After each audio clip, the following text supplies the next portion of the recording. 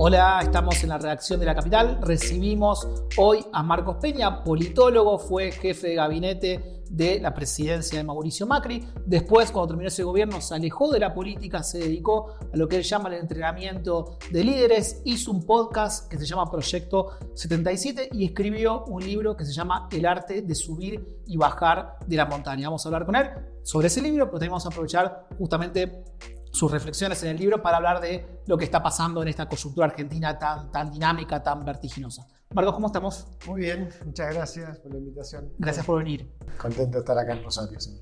Bueno, primera pregunta. Te definís en el libro, ya incluso en la solapa del libro, como un entrenador de líderes. ¿En qué se diferencia ese rol de lo que es un consultor político, un Durán Darva, para decirlo en el mundo del PRO conocido?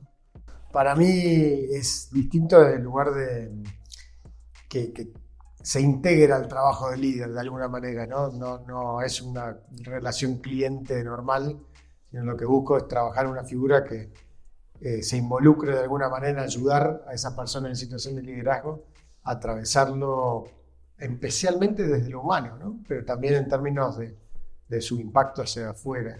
Creo que el consultor en general tiene una cosa un poco más lejana, un poco más aséptica. Pero bueno, es como una forma también que busco de seguir contribuyendo y de seguir ayudando por ahí desde otro lugar. ¿Cuáles dirías que son las 3 habilidades que un líder político, pero de otros ámbitos, debería cultivar para poder desarrollar bien su tarea?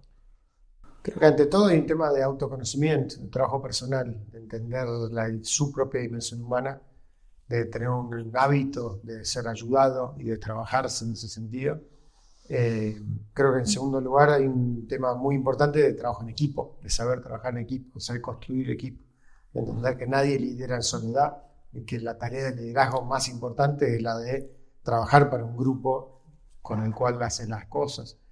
Y creo que hay un tercer elemento que es esa sensibilidad, ¿no? La sensibilidad de entender ese relacionamiento humano que cuando se quiere liderar, se quiere representar, o se quiere influir incluso sobre otra gente, poder tener los valores adecuados. Totalmente diría, además de la sensibilidad, la compasión. En tu experiencia personal, para hablar en términos amplios, ¿qué fue lo mejor y lo peor de ese recorrido y sobre todo de estar en la cima de la montaña?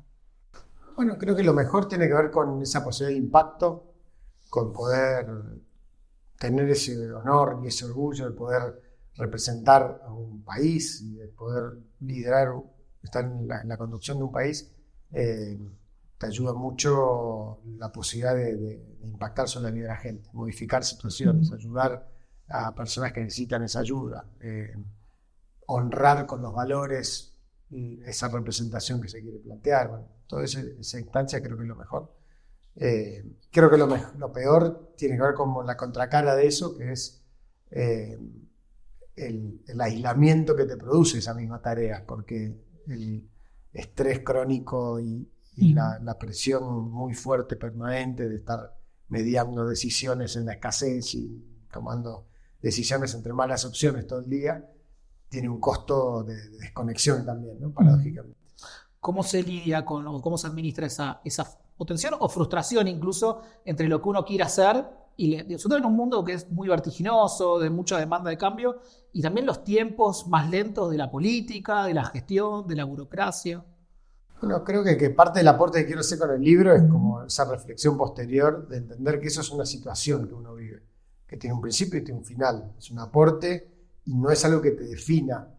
Muchas veces cuando entras a esos lugares, si no tenés un horizonte de que eso va a terminar, empezás a girar en falso también con que la frustración te puede llevar o al cinismo, de que nada se puede cambiar, que le pasa a mucha gente que está hace mucho en un mismo ámbito, o mucha frustración también porque no ves la velocidad que quisieses. Entonces entender con la humildad de que uno aporta corriendo el mojón en una historia que tiene muchos años para atrás y muchos años para adelante, también hace más humilde la expectativa, reduce el riesgo de frustración. Uh-huh. En el libro planteás como una sugerencia, entiendo a partir de tu experiencia personal, sugerís hacer un libro, ir escribiendo reflexiones, digo, desde lo más racional hasta lo más a nivel sensorial, digamos, de emociones que te va pasando. ¿Vas a escribir en algún momento tu diario de una temporada en Casa Rosada? ¿Como hizo Torre con los diarios?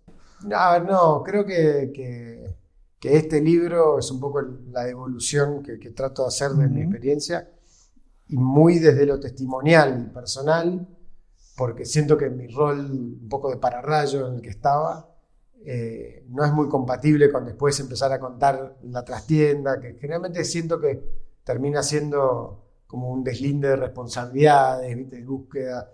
Es muy difícil poder sintetizar lo que viste 4 años en un lugar así. Entonces, este libro es como mi aporte de aprendizaje, de autocrítica, de reflexiones a partir de esa experiencia. ¿Se extraña la adrenalina de la política o lo tomás como una etapa cerrada? No, yo no lo extraño. Creo que es bueno, y parte del proceso de sanación es tomar distancia de eso y salir de la lógica adictiva, que la puedes reemplazar con cualquier cosa, y eso es en general la acción, ¿no? La velocidad, el resolver cosas es lo que más se te pega, pero bueno, he trabajado mucho a nivel personal para tratar de salir de ese modelo que es parte del problema a veces, ¿no? Con lo cual estoy bien en esa etapa de estar en otra lógica. ¿Te planteaste alguna vez alguna hipótesis de por qué vos y Alberto Fernández fueron los únicos 2 jefes de gabinete que pudieron completar? Bueno, creo que ante todo por la decisión de Cristina, de Néstor Kirchner en su caso, y de Mauricio Macri, ¿no? Creo que el cargo de jefe de gabinete es un cargo muy diseñado por el propio presidente. Creo que habla de los dos en términos de la valoración de esa estabilidad, ¿no? Pero sí, creo, y en el libro hablo, que es una tarea que suele durar mucho menos. En promedio duró 1 año y medio, ¿no? Entonces, el desgaste también fue grande por eso. Bien. Marcos, en algún modo, la interna del año pasado entre Patricia Bullrich y Horacio Rodríguez Larreta, más allá de la disputa de egos, digamos, de aspiraciones de cada uno de conducir, había como de alguna manera como un balance de lo que faltó en la experiencia 2015-2019. Horacio, entiendo que planteaba, faltó acuerdo con actores políticos. Patricia planteaba, bueno, faltó disrupción, faltó shock. ¿Te sentís más cercano de alguna de las posiciones? Yo tiendo a creer que ninguno de los 2 extremos refleja la realidad. Creo que la realidad fue más compleja que eso, que hubo temas en los que por ahí faltó acuerdo y hubo temas donde por ahí faltó espalda política para ir más rápido. Creo que uno de los desafíos que tuvo junto por el Cambio y el PRO fue que por la pandemia también hubo poco espacio humano de síntesis, de decir, che, tengamos todos un diagnóstico común, en todo caso compitamos en base a matices sobre el futuro. Creo que el polarizar desde diagnósticos del pasado fue desgastando un poco la lógica de equipo, ¿no? ¿Te parece que la pandemia fue como el momento de quiebre de Juntos por el Cambio o del PRO incluso como partido? No, creo que el 21 después fue una buena elección. Creo que lo que sí truncó ese proceso necesario de una experiencia tan intensa de reflexión, de sanación, de los vínculos, de reencuentro, que generalmente necesitas que sea presencial, ¿no? Y lo he hablado con varios que sintieron eso, ¿no? Esa sensación de que los Zooms de ese año no reemplazaban lo que por ahí hubiese sido muy bueno, que era el encuentro más personal. ¿Te parece que las diferencias tienen más que ver con cómo se dañaron vínculos personales que con diferencias ideológicas, programáticas de fondo? Bueno, una de las hipótesis del libro es que lo personal pesa mucho más de lo que se cree, y que parte de mi experiencia como jefe de gabinete, que la enorme cantidad de situaciones donde me tocaba mediar o decidir por un lado o del otro están muy contaminadas por situaciones personales, ¿no? De diferencias de criterio, de diferencias personales, de enojos, de resentimientos, de desconfianzas. Creo que por eso es que está tan subestimado ese factor humano en el análisis y en la preparación, sobre todo los que tienen que ocupar esos roles. Es un problema que trato de alertar con este libro. Decía en algún pasaje que algo así como todo lo que aprendí de política lo aprendí en un jardín de infantes, porque se reproducen como las mismas dinámicas y roles que en la política, ¿no? Sí, porque creo que también hay un tema, mucha gente me dice con el libro, bueno, me sentí muy identificado, hablando de la distancia. Y me pasa que cuando mirás desde la perspectiva humana, el catálogo de emociones que tenemos es bastante limitado y es bastante común a toda la humanidad, en todo tiempo histórico, en todo momento. Entonces hay muchas situaciones pequeñas, como una sala de jardín de infantes, donde ves esas emociones en carne viva Y uno piensa que en el alto poder la cosa es muy distinta, y no es muy distinta, porque son historias humanas al final del día, y se basan en esas emociones que están disponibles. Te hago una pregunta a partir de algo que decías sobre esta discusión entre Bullrich y Larreta, teniendo en cuenta lo que fue la experiencia 2015-2019. Decime una que te parezca que faltó acuerdo y otra que te parezca que faltó una política, un área. Es difícil, ¿no? Reducirlo a uno, creo que... O por lo menos lo más importante, como te parece. Sí. Me cuesta, ahora que lo pienso, me cuesta sintetizar uno, porque de vuelta, creo que parte del desafío es que, siempre digo, ¿no? Como para los que dicen que faltó acuerdo, siempre planteo que hay una tensión entre reformismo y gobernabilidad. Y toda ampliación de gobernabilidad implica reducción del reformismo. Porque esa es la agenda que está en colisión, porque al final del día todo reformismo afecta intereses. Entonces, en esa discusión siempre digo, no es que había decenas de políticos golpeando a la rosada diciendo queremos más reformismo y no nos dejan entrar. Eso no ha pasado. Entonces, eso es la tensión para el acordismo. Y para los que decían, fueron muy duros, creo que parte del problema es cuando vos no tenés dirección de cambio, no tenés mandato, todo se estanca y la cosa no es que se mantiene un equilibrio. La Argentina necesita ser reformada. Entonces, en ese balance, era como un balance muy artesanal casi, ¿no? Que de vuelta partís de un diagnóstico más general. ¿Fue exitoso o no fue exitoso el gobierno? Bueno, respecto a la expectativa, se frustró mucha gente y mucha expectativa. Pero también respecto a la historia, se lograron muchas cosas. Entonces, partir de un diagnóstico crítico de lo general inhabilita el aprendizaje un poco. ¿Cuáles dirías que fueron los principales logros del gobierno de Macri, de Cambiemos? Bueno, el principal logro creo que tiene que ver con el haber completado un mandato democrático con paz social, con calidad institucional, con inserción al mundo, que es algo que en 100 años no había pasado, ¿no? Alguna gente dice eso es muy poco. No creo que sea muy poco porque si no hubiese pasado antes. Y creo que hubo, en un segundo punto, una consistencia de valores, de cultura de poder y de cómo ejercer el poder que dejó una referencia que antes no había, de otra forma de gobernar la Argentina. Y después puedes encadenar eso con la visión de recorrer el país permanentemente, de inserción en el mundo, de construcción de consensos estando en minoría todo el tiempo, el respeto por la prensa y por la opinión diversa. Creo que hubo un conjunto de cosas valiosas que se resumen en cómo se... Ahora, Marcos, esta década y media, si querés, para poner un punto con lo que fue el conflicto con el campo, fue una época de mucha polarización entre el macrismo y el kirchnerismo. Digo, teniendo en cuenta la distancia, digamos, y habiendo pasado ya 4 años del fin de gobierno, ¿hay alguna autocrítica sobre, digamos, cómo se alimentó desde ese lado? Seguramente el kirchnerismo tiene su parte de responsabilidad, esa polarización, esa grieta, de la cual emergió Milei, ¿no? Sí, a ver, creo que vamos a hablar de Milei, pero creo que claramente los que instalan la idea de la confrontación en Argentina fue el kirchnerismo. Lo que se nos discuta a nosotros es que éramos capaces de desactivarlo y no fuimos capaces. Yo no coincido mucho con ese diagnóstico. En primer lugar, porque creo que, de vuelta, nosotros no gobernamos discriminando a uno por su color político, no confrontamos atacando al que pensaba distinto, no hicimos de la polarización una forma de gobernar, ¿no? Y creo que eso es un poco injusto, digamos, esa idea de que quisimos eso. En la autocrítica igual creo que nos faltó capacidad para lograr desactivar el no diálogo y entender que todos somos parte de este país y que hay que, aunque te agredan, aunque te descalifiquen, lograr sentarse y sobre todo desactivar esta idea de la deshumanización del otro, ¿no? Que sí es muy complicado y surge cuando no hay diálogo suficiente. Entonces, durante nuestro tiempo en el gobierno pudimos hacerlo con muchos actores, no lo pudimos hacer con el kirchnerismo. Yo creo que eso fue una cuenta pendiente.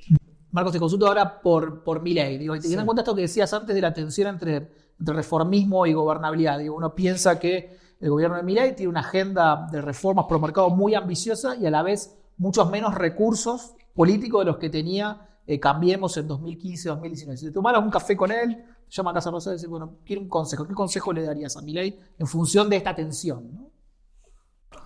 Yo le diría a cualquiera, primero, que es la primera idea de que esto no depende de una sola persona. Depende ni siquiera de un solo gobierno. depende de mucho más actores y creo que lo único que diría de mi aprendizaje es no asumir esa idea de que solo depende de uno, porque creo que eso termina siendo una trampa injusta para el que le toque estar. Llámese Milei, llámese Alberto Fernández, llámese Macri o Cristina, ¿no? Creo que hay algo que romper en esa dinámica en la que sentimos que todo depende de esas personas que están ahí. Habiendo pasado casi 6 meses de gobierno, ¿cómo definirías el tipo de liderazgo de Milei? No, a ver, lo único que digo, yo no lo conozco personalmente, con lo cual, y tampoco estoy siendo muy de cerca, pero lo que veo es que hay una línea de mucha consistencia entre cómo fue en campaña y cómo es hoy, ¿no? Y creo que muchas veces cuando se lo critica, se pierde de vista que de alguna manera la gente votó un liderazgo así, digamos, ¿no? Con todos los rasgos que eso incluye. Y creo que eso tiene un rasgo súper determinante de su tipo de liderazgo, ¿no? Porque evidentemente él valora mucho esa consistencia y esa autenticidad. En el libro aparece varias veces la cuestión muy importante de la cuestión emocional, incluso la cuestión del trauma. Ahí distinguís distintos tipos de trauma. Y teniendo en cuenta algo que inclusive Milei dijo públicamente, que tuvo una infancia difícil en su casa, en la escuela. ¿Cómo influye eso a la hora de ejercer el liderazgo? A ver, influye muchísimo entender esa historia que construyó tu personalidad, tus herramientas, tu forma de ser. Y creo que en eso también, por lo que pude ver, es que esto no distingue entre personas. Todas las personas tenemos una historia personal, tenemos un conjunto de emociones predominantes, tenemos una forma de ser. No siempre el que más grita o más parece desalineado con lo predecible es el que más desafíos tiene de salud mental. O sea, también hay mucha gente, todo el mundo tiene este desafío, ¿no? Entonces, a veces me asusta un poco cuando se plantea como que esto solo aplica a Milei por su forma de ser. No, aplica a todos.